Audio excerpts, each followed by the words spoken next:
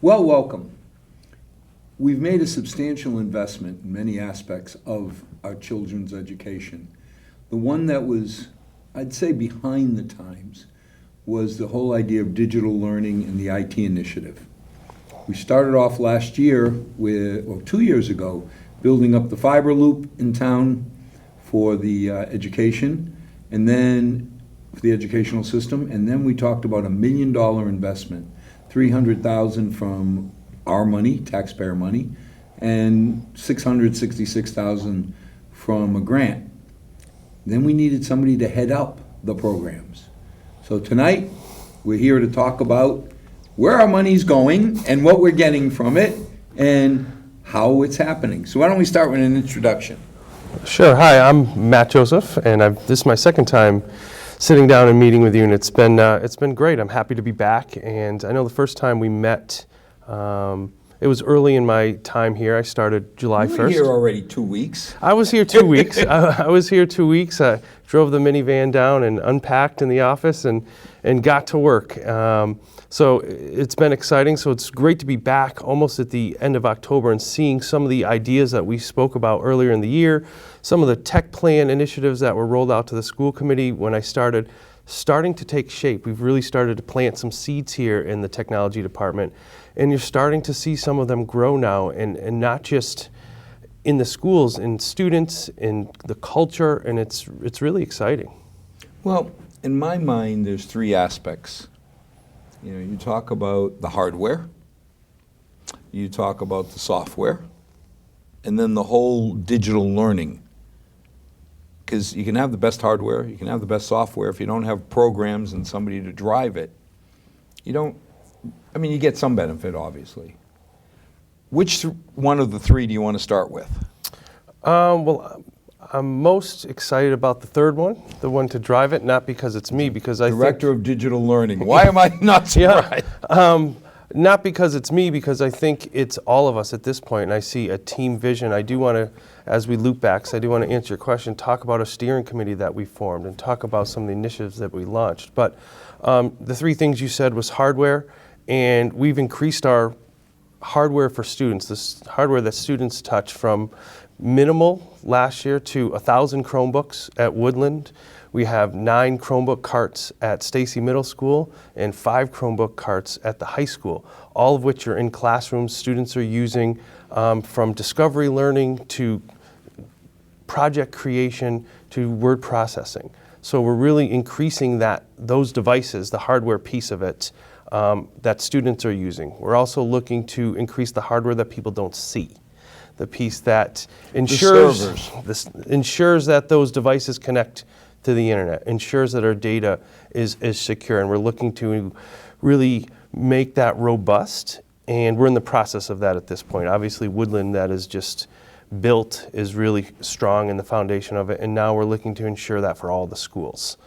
So that's what we're looking at for the hardware piece of it. Well, it seems like a couple years ago, and I'd listen to my daughter saying she's hitting the keyboard, and you hear the computer say, I think I can, because the pipe coming in was so limited in bandwidth. Yes. That they just couldn't download the programs they needed. Yep. They couldn't run the system the way they needed to. No, our fiber coming in now is very robust, and the 3 schools that are now fully wireless, where none of them were July 1st, Woodland School, Stacy School, and Memorial School are fully wireless, and teachers are raving about the speed and connectivity. You want something that's reliable, that students and teachers can use, and is fast, so that they can keep up with the pace and ensure that the learning is happening. So the hardware is moving along at a great pace. I've been working a lot with Dr. McIntyre to now frame out the growth rate of that, because as students become comfortable, and this is how we learn, we need to ensure that that continues long term, and it's not too many times it's let's dump some resources or tools or hardware into a school and then good luck. Yeah, and then you turn your back. Well, in the old Woodland, when we found out there were 2 cables coming in, I got the phone call and I had to call Comcast and say life at the center of the universe is sad. We have 3 electrons flowing per hour into Woodland. And Comcast came out, and let's face it, they're not going to do an optimum job when it's for free. True. You know, they told us they could do it, and they could quote us. I said, as long as the quote starts and ends with a 0, I'm happy to do that. And to their credit, they ran the cable.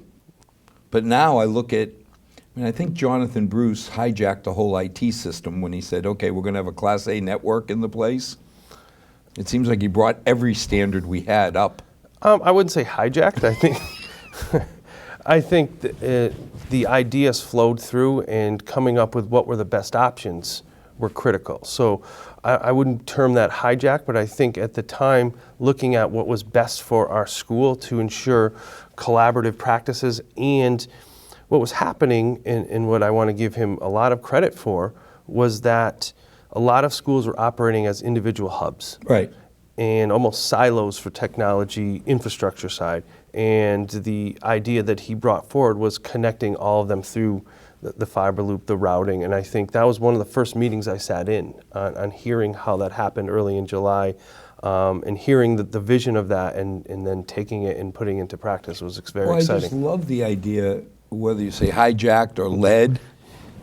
He had the vision from everybody that we ought to have one Class A network for the school district, and that everybody ought to be at that level. What a great initiative. Set the bar high, and then we got lucky. We got, what, $1 million to spend on hardware afterwards? I don't think lucky. I think people, what's exciting, and not to keep jumping to number 3, the digital learning piece, is that people, and the students and parents and families in the community are seeing the possibilities now.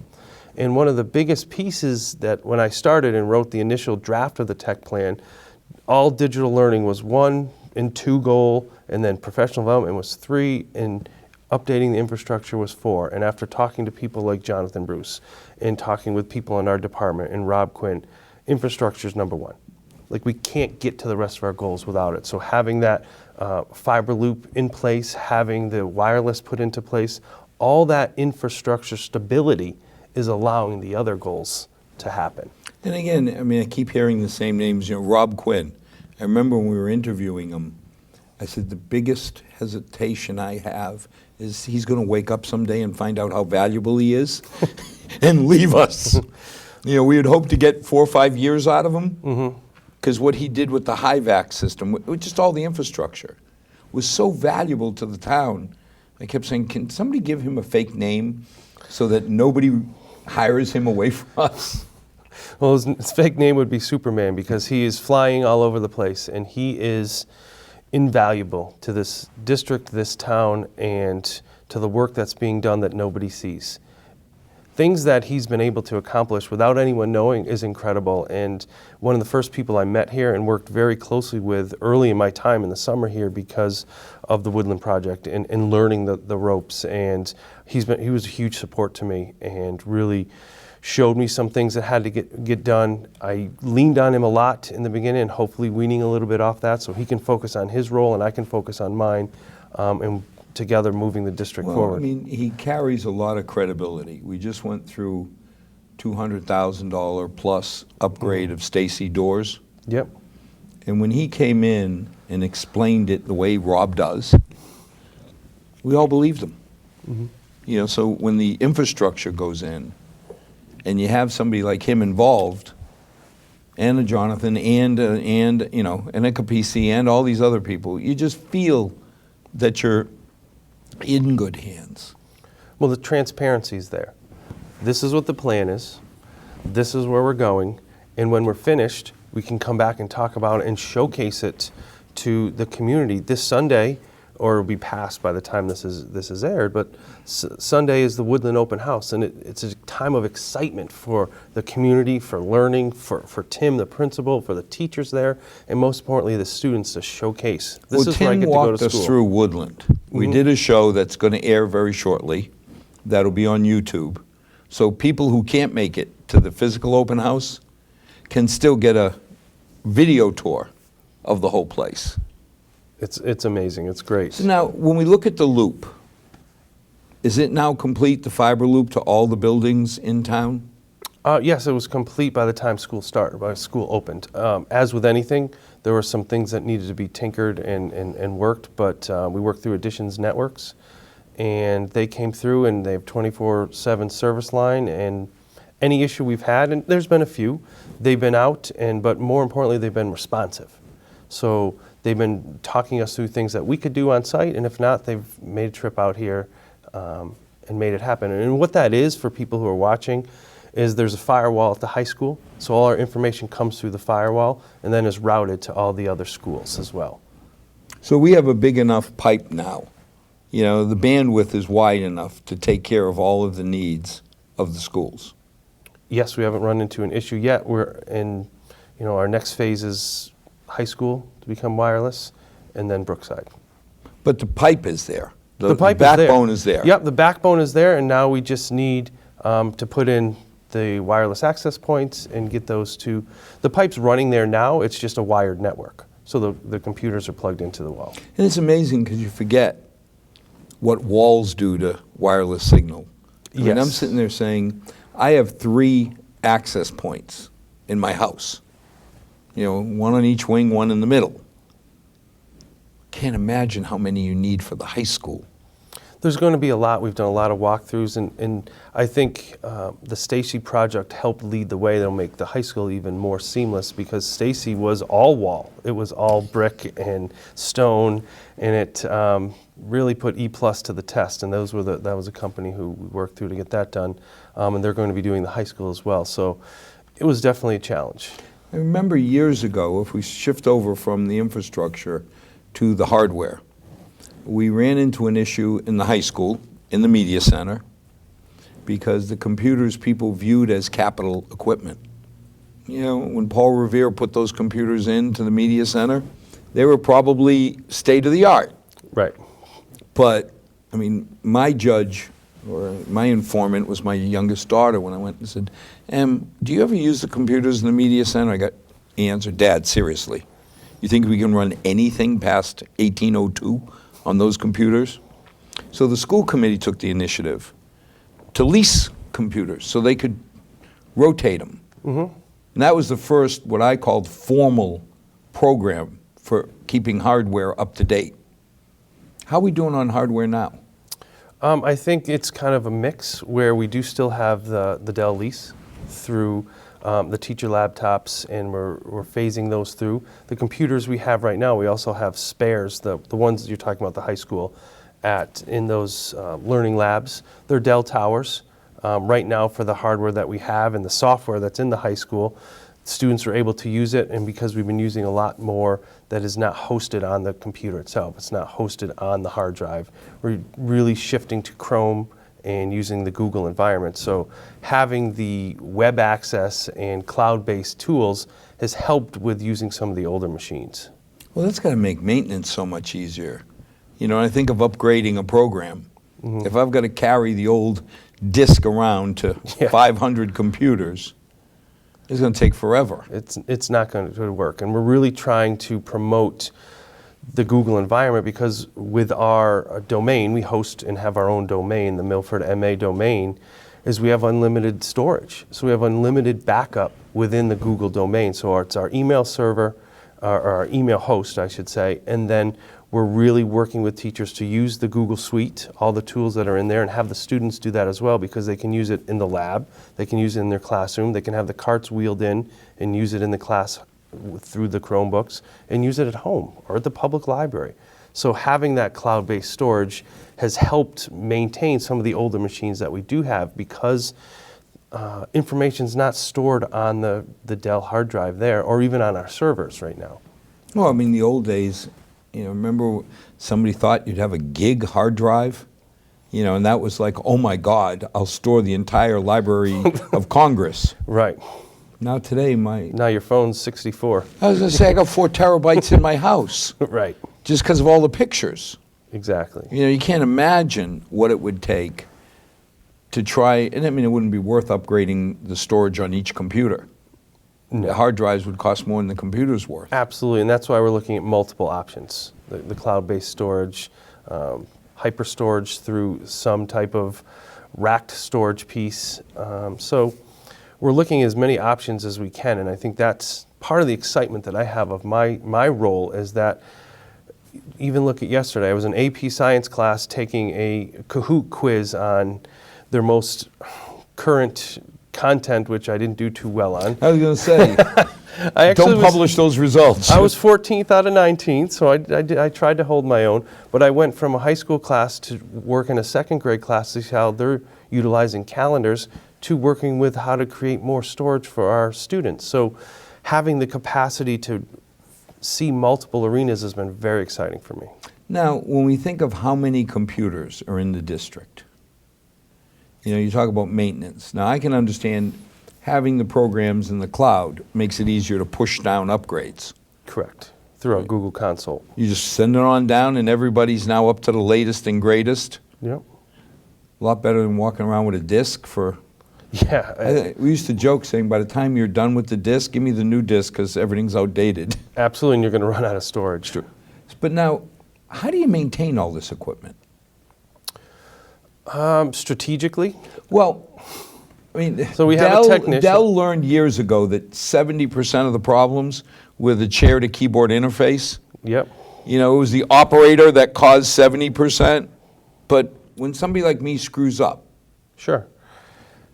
So we have a help desk system.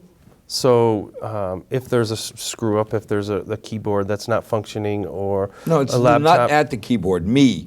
Meaning that you broke the keyboard. Does what I tell it to do, not what I want it to do. So when you break the keyboard or if there is an issue with any of the equipment, there's a ticketing system. So we have a student help desk that helps with break fix. We have Jonathan, our technician, Dan Nelson also does some work. So either it's on site that we can send people out, or we transport it back to the high school and work on it. So you have 2 full-time break fix people? No. Oh. We have one, and then the other teaches at the high school and does some of that as part of the instruction. So you really only have 1.5 people to support 400 people's computers? There's a lot of devices out there, yes. So the ticketing system is they put in a ticket. We prioritize what needs to get done in the time that we have, and then we fix it. But you're still making opportunities for the kids to learn by letting them do certain break fixes. Absolutely, and part of Dan's curriculum is teaching them how to solve an issue, and then they go out and solve it. And one of the things, one of the positives about the ticketing system is we can look at trends. Here's what's been happening, and then Dan can use that to craft a lesson and then use that as a teachable moment, and then the students go out and do that. I was at Brookside the other day for doing some work in the second grade class, as I said, and I saw the 4 student technicians come in. They may or may not have known who I was. I just observed them go into the classrooms, very professional, completed the task. I waited for them at the door, kind of said who I was at that point, and said great work, and I looped back to talk with the teachers, and the issue was resolved. See, that's wonderful because you're teaching them analytical thinking. You're giving them a skill. I just wonder if their parents get the benefit of it. If they go home, they're probably, Mom, I've already fixed so many computers today. Probably. Hope they're not fixing that many computers because we're really trying to ensure stability. So what, when you think about it, what are the biggest issues that they run into on hardware? I think just utilizing it as much as we are, it's the wear and tear. I think at this point, some of the older hardware, it just needs to be replaced, and thankfully we have some spares. A lot of the teachers' laptops have been replaced because we're in that loop of lease. And almost, I don't have the exact percentage, but probably 90% of the student devices are brand new because the Chromebooks rolled in this year between the 1,000 at Woodland or the 5 carts at the high school and 9 at the middle school. So right now the student devices are very current. Now, Matt, a lot of people don't know what a Chromebook is. Explain what a Chromebook is. A Chromebook is built by Google, essentially, and it's an avenue to the web. So you don't save anything on the Chromebook. It's essentially, I think people are more accustomed to maybe an iPad. It's an iPad with a keyboard because it gets you to the web. It has apps through Google Play Store. So we utilize, because we're a Google domain, all of our Google Docs, Google Sheets, slides, and many other are housed online. So the Chromebook is an avenue online. So when students open the Chromebook and sign in, it automatically connects them to the wireless, which then, because it connects through the Milford MA account, it gets to all their apps, all their documents. And what we're now doing is, which is part of the vision that we're having here, is combining our universal login. So we're looking at software, which was your second question before, that works seamlessly with Google. So there's only one login. So we don't have to have 7 different logins and different splinter software. So for instance, we just purchased Google Read and Write. And that's a Google add-on that allows text-to-speech. It allows you to highlight different words and create spelling lists or study guides. So the Chromebook, which was your original question, is an avenue to the web. And when you're on the web, where most of the content is now, we can access our documents through Google Drive. So it's a tablet. It's a You tablet. got a display with a keyboard Yep. that I log into the Google environment. But every time I log in, like I love at the town hall, instead of defoliating Brazil, every time we went to a FinCom meeting, we get a bucket of, papers. You open up the tablet, Yep. log in, all my reports, everything I need is right there. And the advantage of it is that it's collaborative. So if you and I were working on something together in our Google environment, we could share the document between us. So now there's one document we both work on. Don't need to print it. We don't need to say, do you have the most recent copy? It's always updated. And I think what we're starting to see now in the digital learning side is students collaborating with each other, teachers using Google Classroom, which is our learning management system at this point, and pushing out assignments, pushing out homework, and then students are able to hand it in through Google Classroom. So the advantages of the Chromebook is that you're able to work on that seamlessly. And now what we've started to pilot, and I've been working with our special ed department and some of our students, is the R11 Chromebooks are now touchscreens. So you can flip it over, it has a 360 view, and you can use it like a tablet. It has an on-screen keyboard. Then you can flip it back over and you can type if it's easier to type. And a lot of students with some severe needs, this is a great tool for Well, I them. was amazed too many shows ago, we had a family with a young autistic boy, and the tablet freed him up. It was amazing what opportunities it gave him just by using a tablet, because he was really not an oratory child. I was just stunned.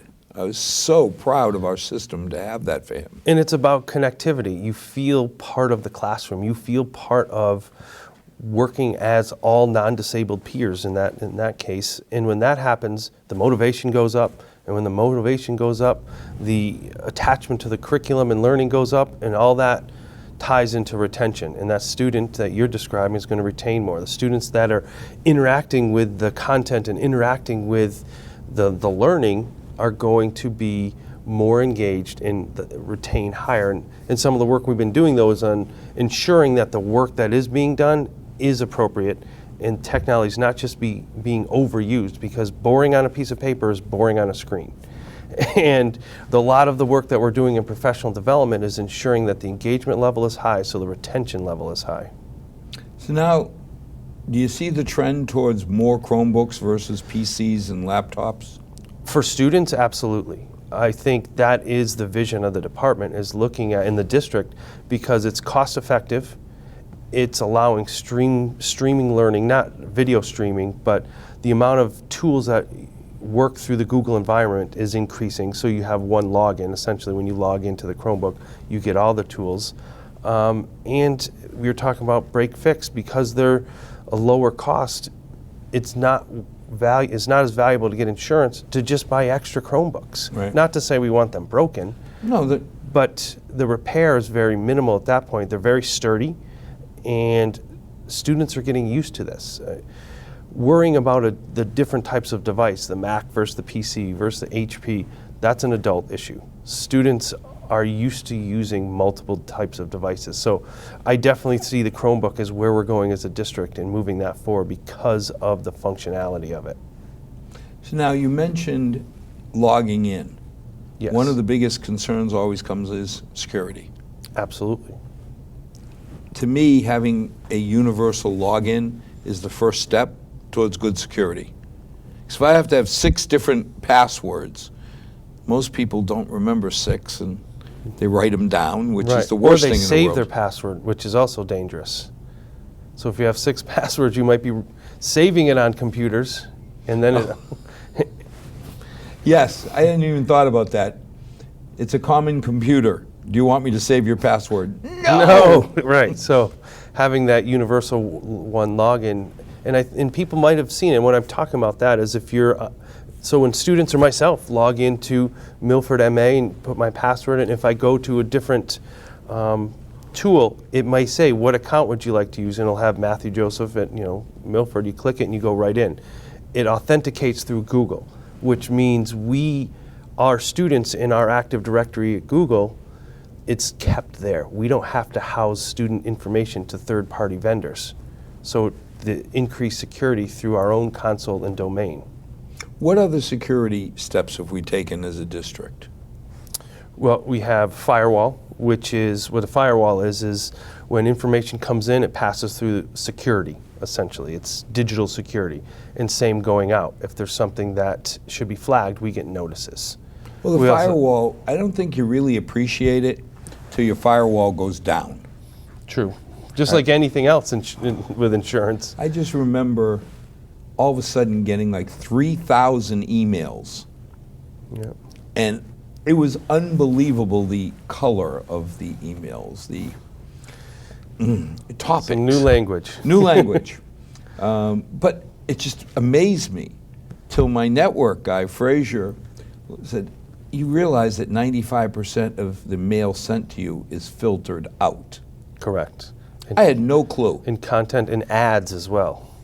Yeah, I mean, some of them were legitimate, some of them not so legitimate, but I was amazed that in that short period of time when something happened to the firewall, Yep. 3,000 of those miserable things came through, and I had to hunt and peck to find the legitimate ones. So, I mean, the firewall is critical. It's absolutely critical. It's the security network, like when you walk through any security, it's what is secure for us. And if something happens to get through, we do have antivirus for our network and on our computers. And we have backup if anything happened, our data is backed up. Well, the virus threat has got to be lower on a Chromebook. Absolutely. I mean, I don't have a hard drive to store anything, right? There's no hard drive. So that's another advantage of it's just an avenue to the web. So now, parents obviously, just like at home, always wonder, what is my child looking at? So I go to school. I mean, you got to be walking a real razor-sharp line about what's censorship and what do we deem appropriate. I mean, you're in school, you're supposed to be learning, not watching, some TV show. How do you control that kind of stuff? Control is a tough word because it's really on the professionalism of each of the schools. We and the tech department have security over what content can come in as far as appropriate or not. At that point, it's up to the professionals in the classroom, the teachers, the principals, to ensure that the lessons that are planned, the content that's in front of students is no different than if it was a paper content. And a lot of it, I remember, oh God, this is back in ancient days when cable TV first came in. And I hooked up, man came in and he asked me, do you want me to program out the pornographic channel? Do you want to say your answer or not? Well, no, it's just, I said, I'm getting pornography? He goes, yes, you have 2 channels for pornography, supplied for free. I said, I didn't think I signed up for that. He says, look, right here, here's number 1, MTV. Oh. And I was like, excuse me? Not quite my definition of pornography? Right. But it was 2 music video channels to this poor man. He thought it was pornography. Oh, brother. So, I sit there, we went through it years ago when we talked about upgrading the library infrastructure. Because now you got better bandwidth, you can stream a lot more stuff. Yep. But it doesn't have to be, what most people would call really bad stuff.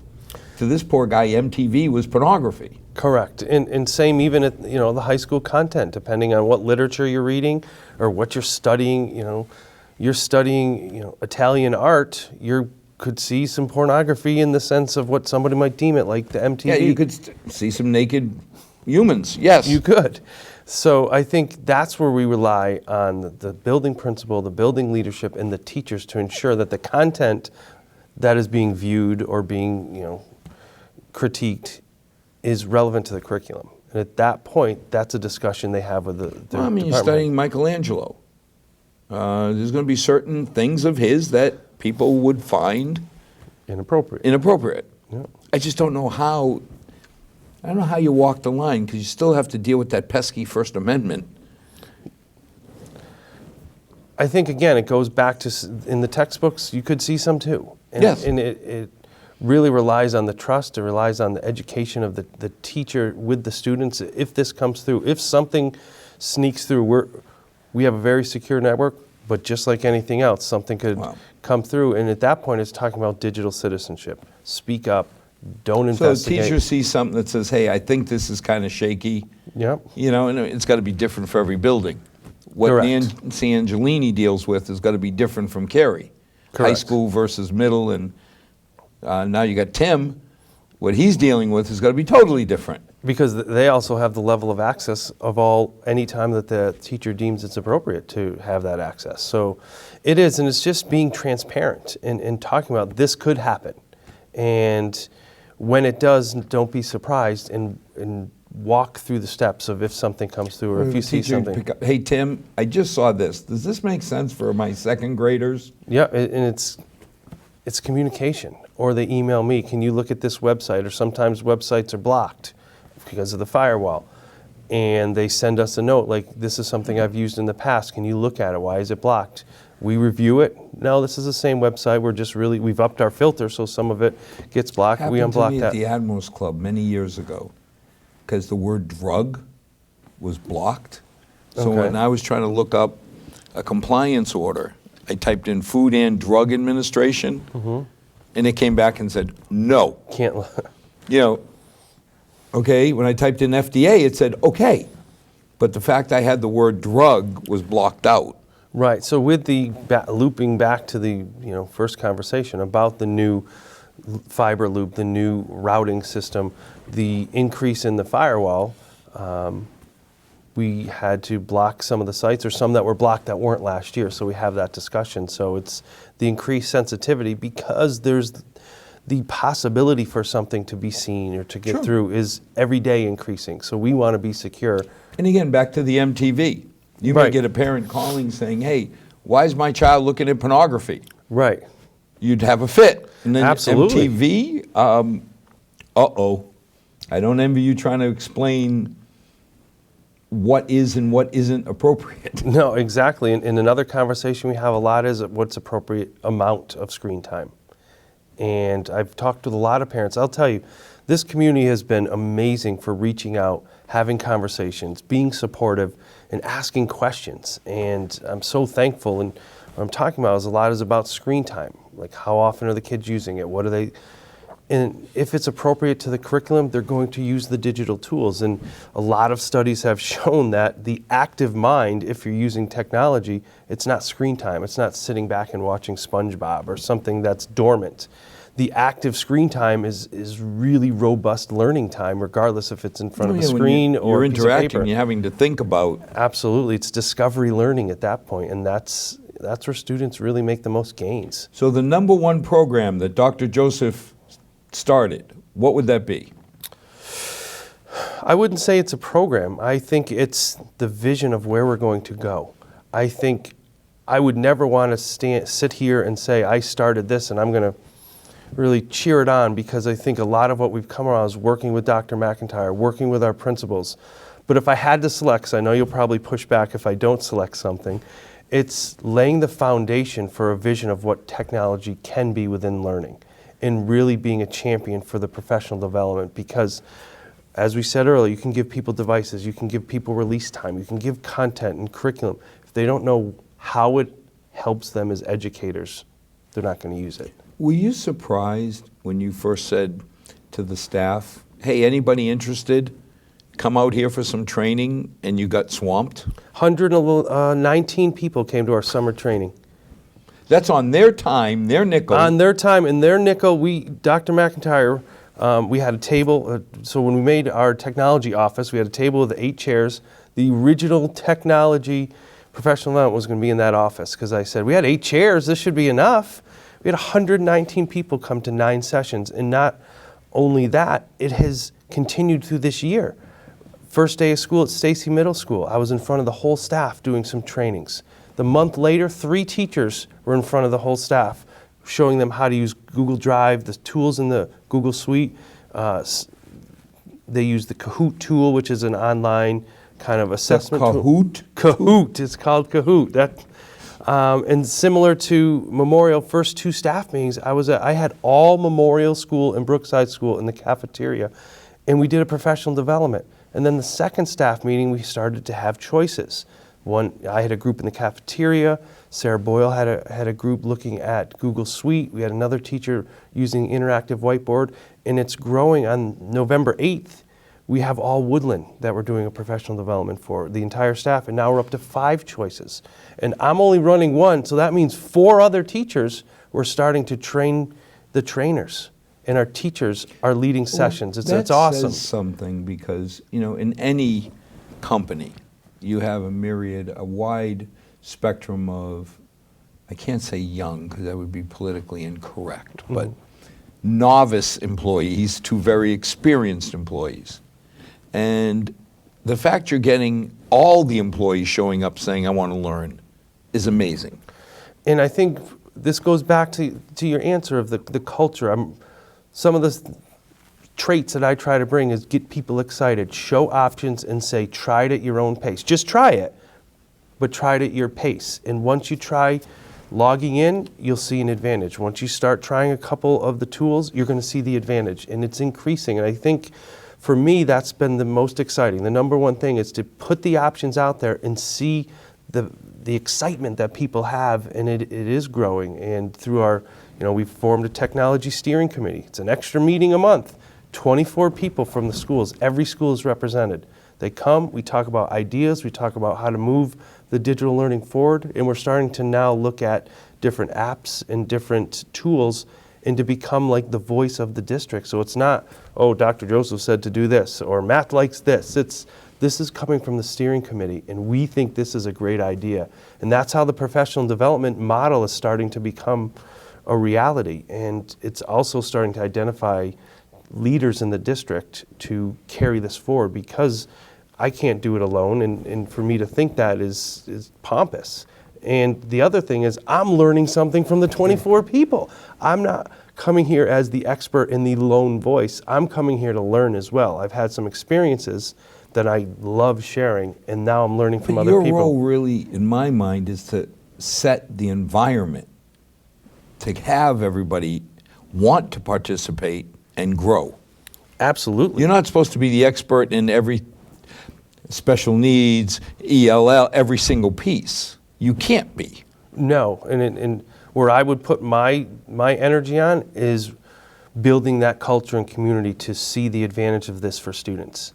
And then people are using it. And this week alone, I had 8 invites to come in and sit into the classrooms and see what teachers are doing. And they are so excited, ranging from preschool. I was talking about a 2nd grade. I was in an 8th grade when they were using the Google virtual reality, to the senior AP science class. And I was in a class at 4th grade cultural class. They were showing their projects on the big screen TV. They have this awesome room there that Miss Anderson in 4th grade brought her social studies class, and they were showing the projects on the big screens. And to see the students stand up and just be proud of their learning that they researched on the Chromebook and then showcased on the 64-inch TV, it's not about the technology. Right. It's about the tools that were provided to students to help their learning. One of the things I always get asked, what are you doing for the special needs kids at the top 10% of the class? And it's not just the kids that we need to help to get to their potential, to get to the middle. There's that 10% top students that to me are special needs. They have to be challenged.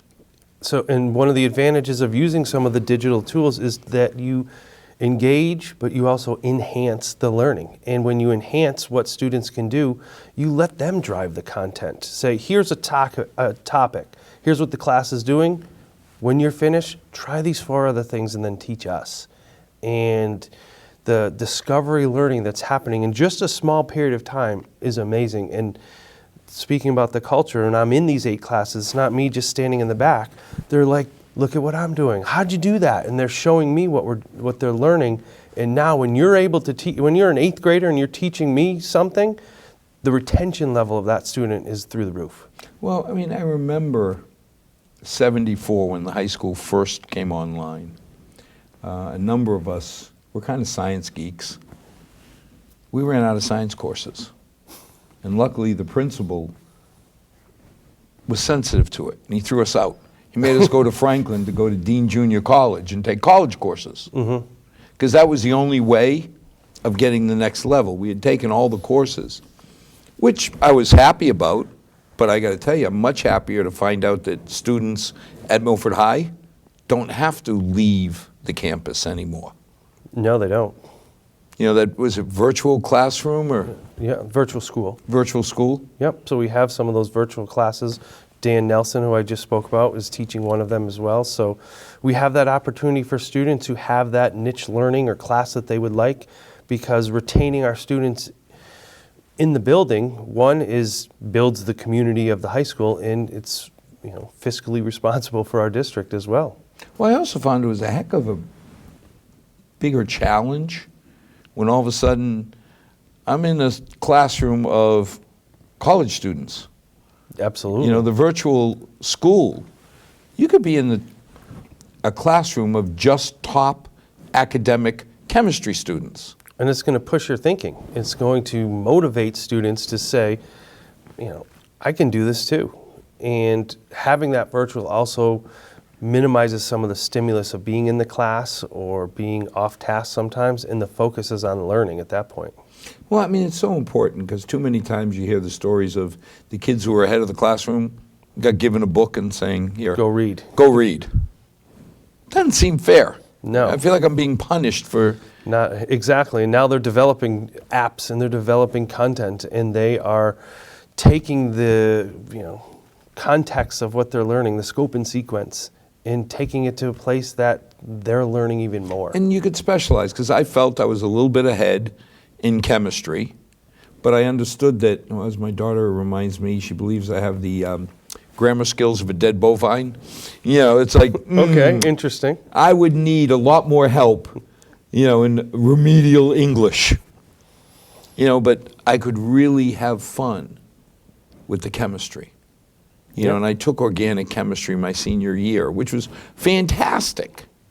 It was lower level, but, you know, you learned that you could go as far as you'd push yourself. And Right. that was a life lesson. Absolutely. And at that point, students really, especially a lot of some of our older students, they're starting to see what's next for college and what the environment is. They're not just comparing themselves to 12th grade in Milford. They're comparing themselves to the community at large that's out there, the learning community of students. And that was probably the biggest eye-opener when I got to college freshman year.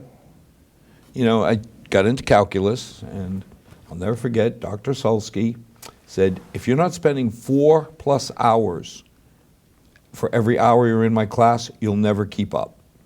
Come on. Was he accurate? Unfortunately, it was more like 6. But, you know, you sat there and said, come on. I took advanced math in high school. I can do If this. I put 20 minutes in, I was ahead of the curve. Oh, my God. No chance. You know, the only thing that saved me was going to junior college my senior year with a couple of friends. You learn that we're not in Kansas anymore. No, you compare yourself to outside and you The bottom see of the big- curve just dropped off. Exactly. You know, I'm competing with kids who are much smarter than me, who work harder than me. I better step up my game Yeah. if I'm going to keep up. Absolutely, and I think some of what we've been talking about today and the virtual school is doing that for our students, and we're starting to see. It's amazing. I was talking to our athletic director, and seeing where our athletes are going, and not only our athletes, our students are going, the level of colleges that they're starting to get accepted in is great, that the level of instruction is to that pace that our students are getting into Well, these he schools. caught my attention when he came out and told me he believes that we have student athletes. And I thought that was the greatest statement an AD could make, that they are students first, athletes second. And from the time I've met, Pete, I believe it. And I remember he was holding his leadership academy. Yes. In the cafeteria, and it was, again, I was only here about a month, and I walked right in. He goes, "You want to talk to the group?" I'm like, "Yep." I got up, started talking to them as leaders. The next day, 3 of us were here. The 3 of his student athletes were here, right here in the studio, and we were filming a short MPS talks on student leadership, and they were great. They stepped up and showed that characteristics of what a leader is. And that's so important because too many kids get a college scholarship, which is great, or they play Division 2 or 3, and they don't get a scholarship. But at the end of those 4 years, they're done. That's it.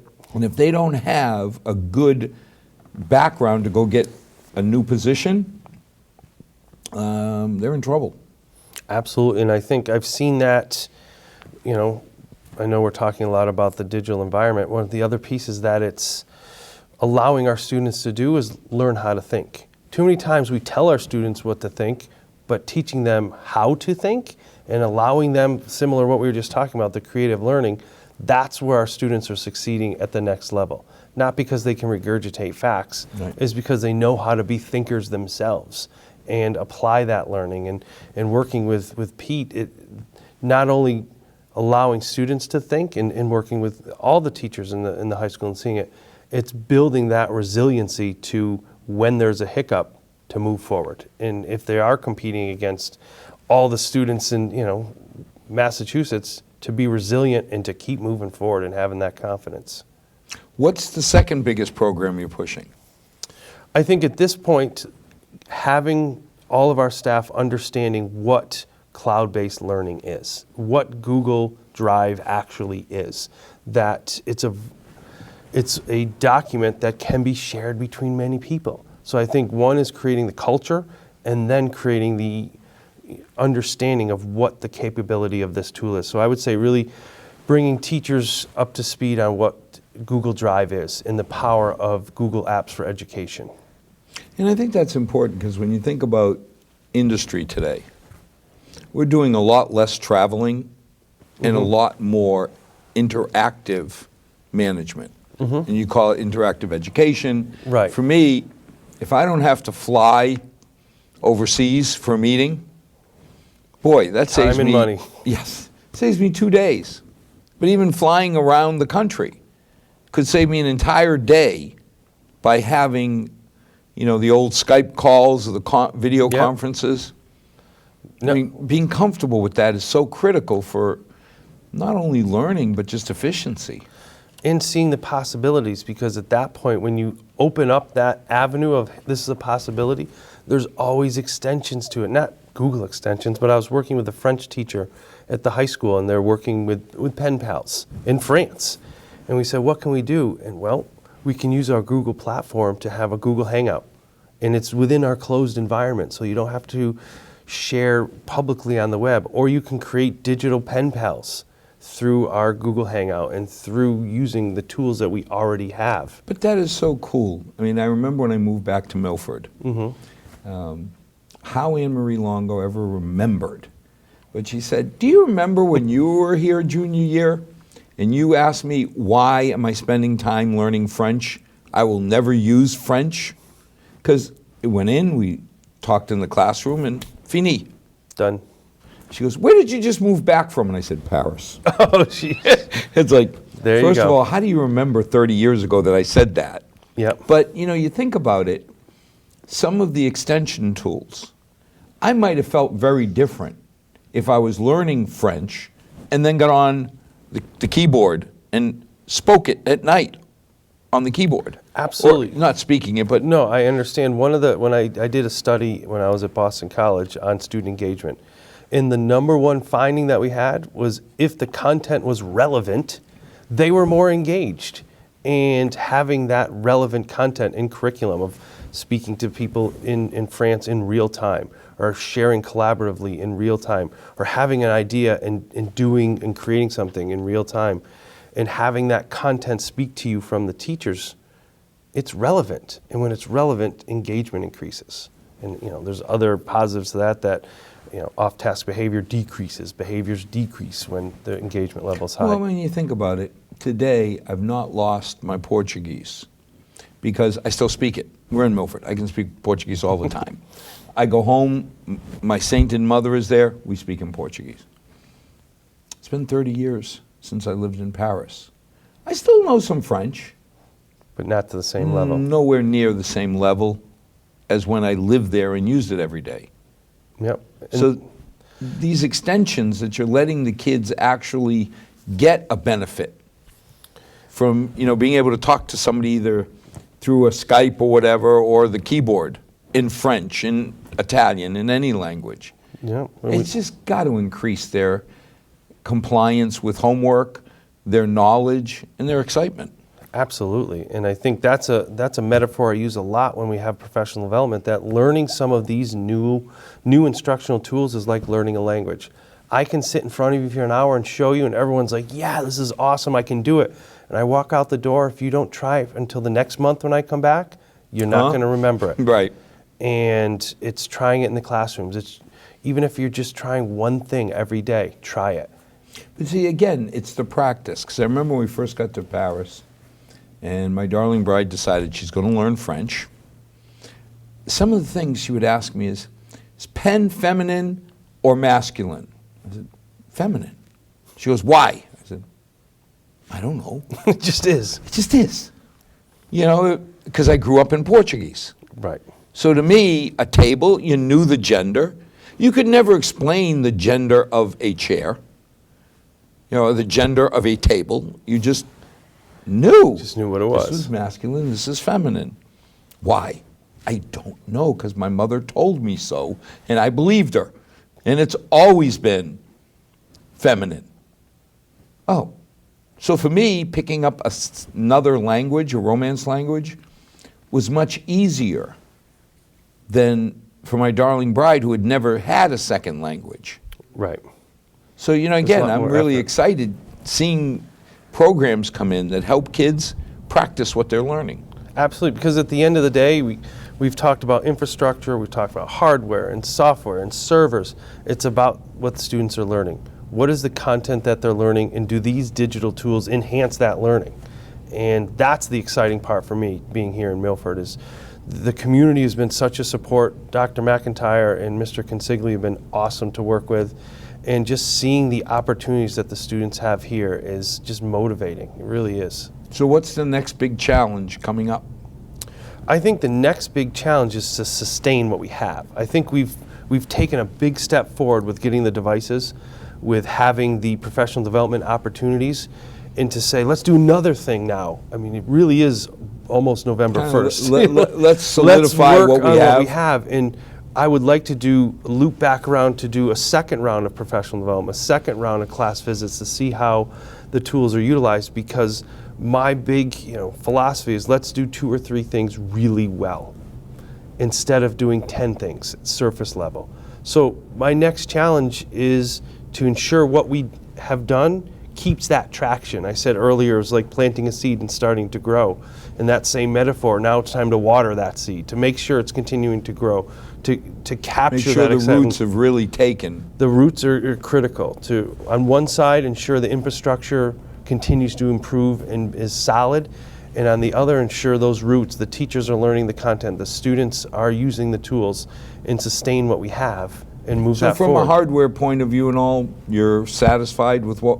Never satisfied. Never satisfied, but we're on the right track for long-term success.